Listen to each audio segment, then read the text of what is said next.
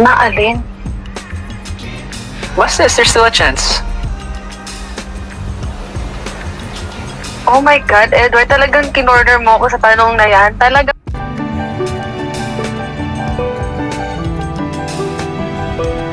ba? Edward, yung totoo, honestly talaga, ang pinaka-ayaw ko ay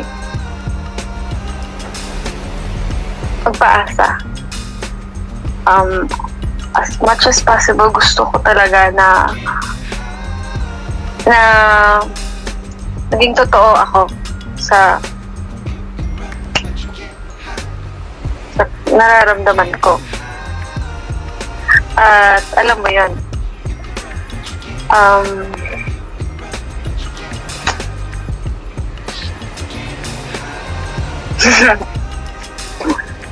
siguro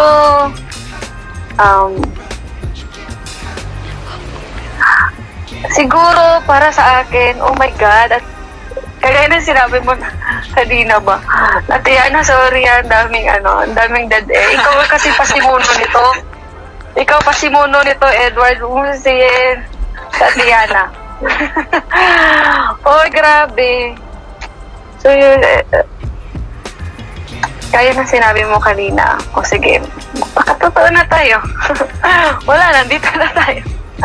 Kaya na sinabi mo kanina kasi, yung mga pagkakamaling nagawa, tapos, alam mo yun, ang pinakamahirap kasi sa akin kapag kasi alam mo yun, pag nasira na yung tiwala, ang hirap babalik. Alam ko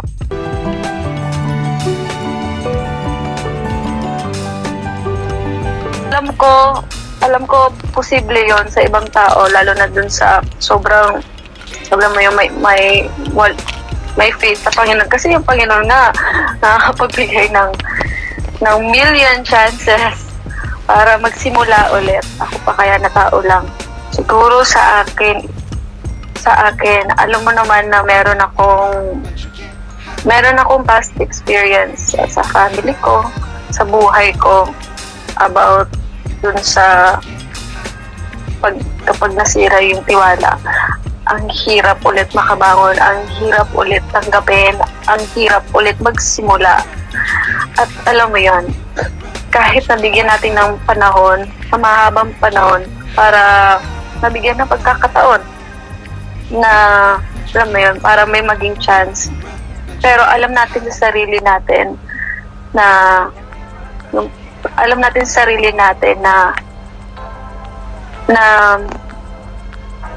mahirap na maibalik yung tiwala na nawala.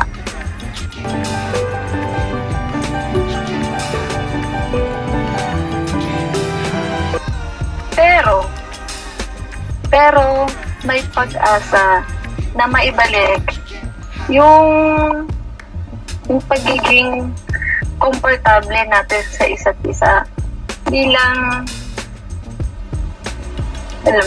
isang una at pinaka malapit na kaibigan dito sa pagsisimula natin sa industriya.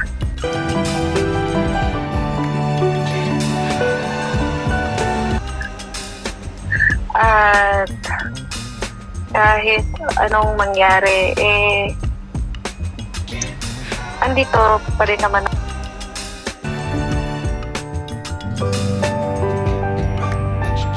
kung anong mangyayari sa future. Ayoko din naman na magsalita ng patapos, pero ayoko din, at the same time, ayoko din talaga magpaasa, lalo na sa ngayon ay sobrang sa ngayon nahanap ko yung saya na gusto ko.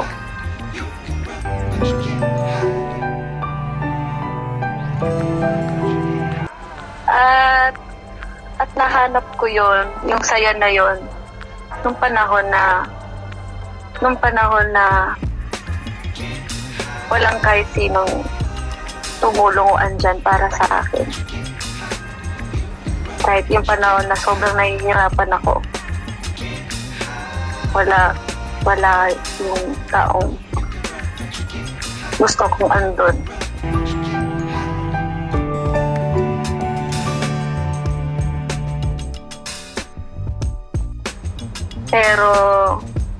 Pero yun nga, past naman na yun. Past na yun, na-forgive ko na yung pangyayaring yun. At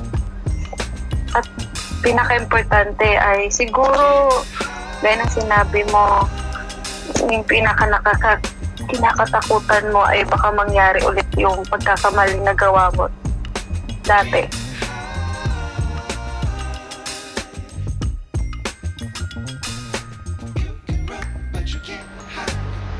Mangyayari ulit yun kapag pinaniwalaan mo mangyayari ulit.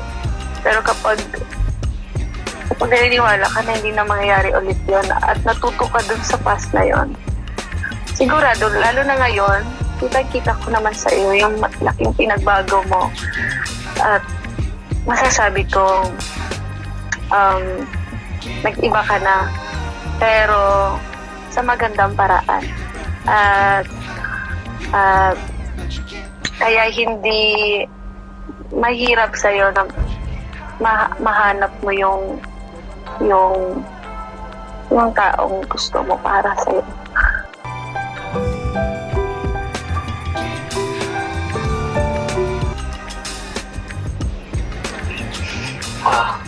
Well,